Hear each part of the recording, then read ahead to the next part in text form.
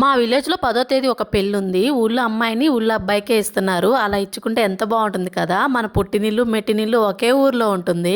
మన పేరెంట్స్ కూడా మనకు దగ్గరగా ఉంటారు. అది లవ్ మ్యారేజ్ అయినా, అరేంజ్డ్ మ్యారేజ్ అయినా ఇలాంటి పెళ్ళిళ్ళు 3, 4 జరిగాయి నాకు తెలిసి మా ఊర్లో. ఇంకా పల్లెటూరులో పెళ్ళంటే ఇంట్లో ముగ్గులు కంపల్సరీగా వేసుకుంటాము. ఇదొచ్చేసి అమ్మాయి వాళ్ళ ఇంటి దగ్గర ముగ్గులు వేయడానికి పిలిచారు. ఇంటి గుమ్మం ఎదురుగా పెద్ద ముగ్గు వేయమని చెప్పి ఆ బాధ్యత నాకే అప్పగించారు. ఇదేనండి నేను వేసిన ముగ్గు. ఎంట్రన్స్ లో కాబట్టి ముగ్గు చూడడానికి బాగుండాలి, పెద్దగా ఉండాలి. ఇన్ని ముగ్గులు ఒక రోజు వేయాలంటే అస్సలు వేయలేరు. ఫస్ట్ అయితే అవుట్లైన్ గీసుకుంటాము. నెక్స్ట్ డే అది ఆరిపోయిన తర్వాత కలర్స్ వేస్తాము. అమ్మో మధ్యలో వర్షం పడుతుందని ఎంత భయపడ్డామో. పర్లేదులేండి, వానదేవుడు బెదిరించి వెళ్ళిపోయాడు అంతే.